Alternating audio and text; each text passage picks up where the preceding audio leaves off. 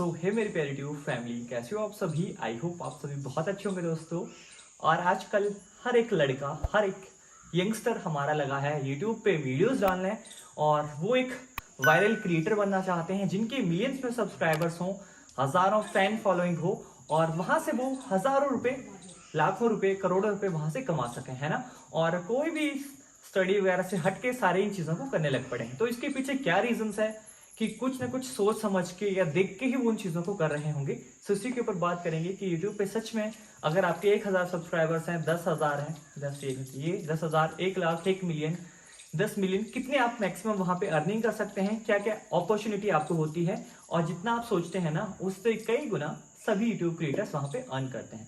तो सिंपल सी बात है कि आपके सामने शेयर करूंगा। और एक जो सवाल है कि हाँ, जितने भी यूट्यूबर्स अर्निंग करते हैं वो अपनी अर्निंग रिवील क्यों नहीं करते। क्या यूट्यूब की कोई एक ऐसी पॉलिसी है जिसके अंडर कोई भी यूट्यूब क्रिएटर अपनी इनकम शेयर नहीं कर सकता? क्या वैसी कोई पॉलिसी है? क्योंकि मैंने खुद बहुत सारे क्रिएटर्स को ये सुना है उनसे कि यूट्यूब की पॉलिसी है तो हम अपनी एग्जैक्ट अर्निंग नहीं बता सकते, है ना। तो उस चीज के बारे में भी मैं आपको शेयर आउट करूंगा।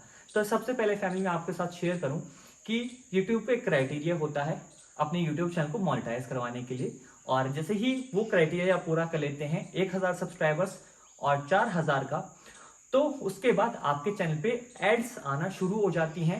वैसे एड्स पहले भी आ जाती हैं, नॉन मोनेटाइज चैनल भी होगा फिर भी एड्स आ जाती हैं, लेकिन जब चैनल मोनेटाइज हो जाएगा तो उसके बाद जो रिवेन्यू बनेगा 45-55 डिवाइड होता है। 55 आपको मिलता है जो यूट्यूब क्रिएटर होता है, और 45% यूट्यूब वहां पे अपना कमीशन रखता है। ठीक है, सबसे पहली चीज ये होगी।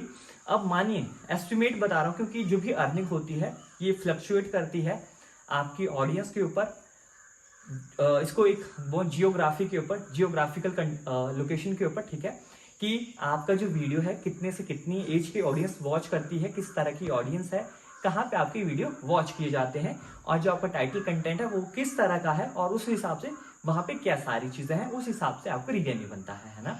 तो हर किसी को डिफरेंट डिफरेंट रिवेन्यू बनता है, ना कि सभी को एक जैसा। कि मुझे 1000 व्यूज पे $1 बन रहे हैं तो सेम किसी दूसरे को इतना नहीं बनेगा। हो सकता है उसको 1000 व्यूज पे $2 बन रहे हो, $5 बन रहे हो, हो सकता है कि उसको $1 भी ना बन रहा है ना। किसी को 5000 व्यूज पे $1 बन रहा है, किसी को 10 पे बन रहा है, किसी को 20 पे बन रहा है। तो वो उस हिसाब से वहां पे फ्लक्चुएट करता है। ठीक है, तो सबसे पहली चीज आपको पता होती है कि जो हम यूट्यूब अर्निंग वहां पे आती है वो यूट्यूब मोनेटाइजेशन से होती है, by PP YouTube partnership program. ठीक है, फर्स्ट चीज आप ये सभी जानते हैं। लेकिन दूसरी चीज जो बहुत रेयर क्रिएटर्स जानते हैं, ब्रांड्स स्पॉन्सरशिप।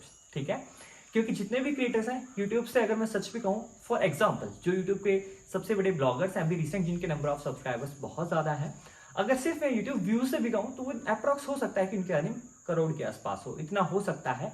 लेकिन वो इन केस अगर किसी एक स्पेसिफिक वीडियो में भी किसी ब्रांड या किसी भी प्रोडक्ट की स्पॉन्सरशिप करते हैं तो वो अप्रॉक्स डिपेंड ऑन व्यूज और क्या आपका ब्रांड वैल्यू है, उस हिसाब से वो एक वीडियो में किसी का अगर बता रहे हैं तो वो लाखों में या करोड़ों में वहां पे चार्ज ले सकते हैं। तो सबसे बड़ा जो यूट्यूब का अर्निंग का पार्ट होता है किसी भी क्रिएटर का, वो स्पॉन्सरशिप्स होती हैं, ब्रांड्स होती हैं, या खुद का एक ब्रांड होता है।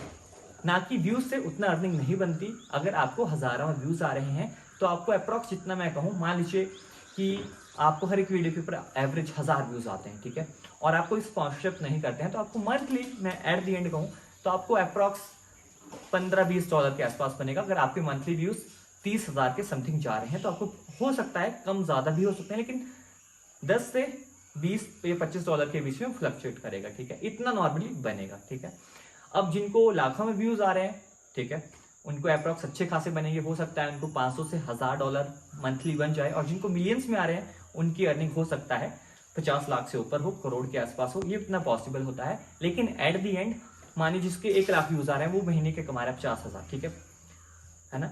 लेकिन वो किसी एक वीडियो में अपनी स्पॉन्सरशिप करेगा, चाहे वो उस वीडियो में, चाहे उस स्पॉन्सरशिप के 50,000 ले रहा है, 1 लाख ले रहा है, वो उस चीज के ऊपर डिपेंड करता है। मतलब जितना वो मंथली में अर्निंग करेगा वो सिर्फ एक स्पॉन्सरशिप से वहां पे कर लेगा। या मैक्सिमम जितने भी क्रिएटर्स होते हैं उनका अपना बिजनेस होता है, सभी ने देखा होगा, है ना। तो मेन एट द एंड जो उनका होता है वो उस बिजनेस से बहुत बड़ा एक रेवेन्यू जनरेट होता है, बल्कि यूट्यूब अर्निंग से। यूट्यूब पे आपका फेम बनता है, नाम बनता है, और वो नाम से वहां पे जो आपकी ऑडियंस है वो आपकी बिजनेस में कन्वर्ट हो जाती है ना। और यूट्यूब का कोई भी ऐसे रूल्स, कोई भी पॉलिसी नहीं है कि आप अर्निंग शेयर नहीं कर सकते हैं। आप अपनी मर्जी से अपने डैशबोर्ड एनालिटिक्स सब कुछ दिखा सकते हैं।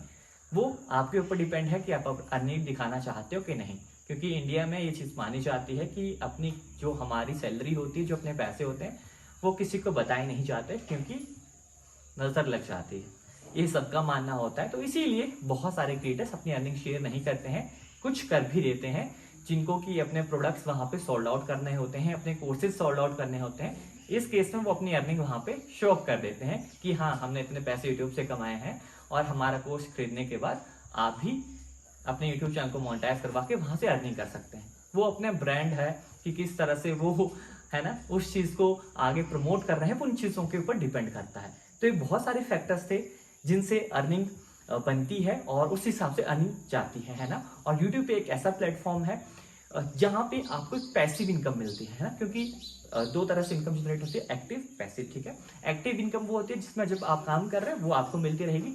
फॉर एग्जाम्पल मजदूरी है ना, जब काम किया पूरे दिन मजदूरी लगा के एक दिन आपको पैसे मिले, लेकिन जब दूसरे दिन मजदूरी पे नहीं जाओगे तो पैसे नहीं मिलेंगे ना। तो यूट्यूब पे ऐसा है कि आज वीडियो डाली, मानो चाहे महीने बाद, एक महीने बाद व्यूज आ रहे हैं, जितने भी न्यूज़पेपर बनेगा वो आपको मिलता रहेगा। जैसे कई बार होता है कि लेजनेस पड़ी होती है कि सोए पड़े हैं, लेकिन फिर भी अगर बंदे ने पहले मेहनत की है तो उसका फल उसको कभी ना कभी मिल ही जाता है। सो एट द एंड यूट्यूब एक बहुत अच्छा प्लेटफॉर्म है, जो कि अगर आप मेहनत कर रहे हैं आज, तो वो आपको बहुत लॉन्ग टर्म तक आपको वहाँ पे पे आउट करेगी। और मच्छर भी बहुत ज़्यादा यहाँ पे हो चुके हैं ना, तो मच्छर भी काट रहे हैं। तो एट द एंड आप यूट्यूब पे आके अच्छे से काम कर सकते हैं। और सभी ये चीज़ कहते हैं कि हाँ, मानो आपने यूट्यूब को लाइफ टाइम लेके चले हैं, क्या गारंटी अगर यूट्यूब नहीं रहता तो फिर क्या होगा, आप तो फिर बेरोजगार बन जाओगे, आपके पास तो कुछ रास्ता ही नहीं बचा।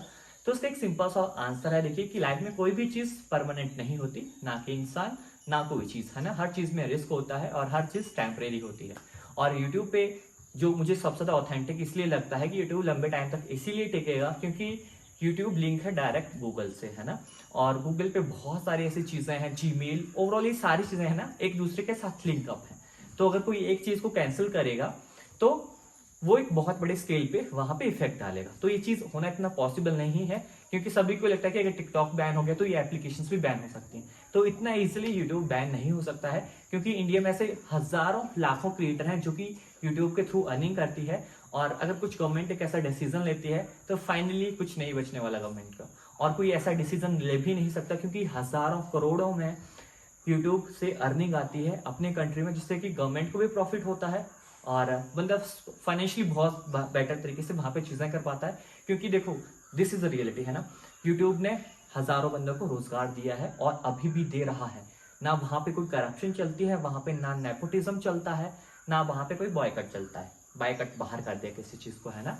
वहां पे कोई बंदा मेहनत कर रहा है, कुछ भी क्रिएटिविटी कर रहा है, कुछ भी ड्रामे कर रहा है, कुछ भी क्रिंज डाल रहा है, यूट्यूब निकाल रहा है सबको।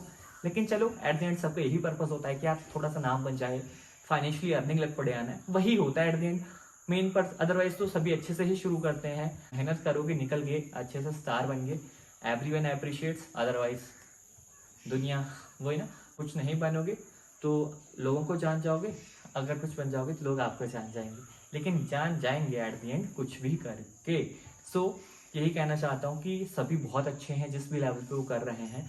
ज़रूरी नहीं अगर आपके मिलियंस में सब्सक्राइबर्स नहीं हैं तो आप में टैलेंट नहीं है, आप अच्छे नहीं हैं, ज़रूरी नहीं है ना। क्योंकि किसी का भी जो मेन होता है उसका करेक्टर मेकिंग होता है कि उस पर्सन का क्या करेक्टर है। करेक्टर अच्छा है तो सारी चीज़ें बहुत अच्छी हैं। सब्सक्राइबर्स आज हैं, कल नहीं है, इंसान है नहीं है। सो इसलिए अच्छा नेचर रखें, अच्छे से काम करते रहें और भगवान जी को हमेशा थैंक यू कहते रहे, है ना। And thank you so much for watching, keep loving, believe in your dreams. नमस्ते।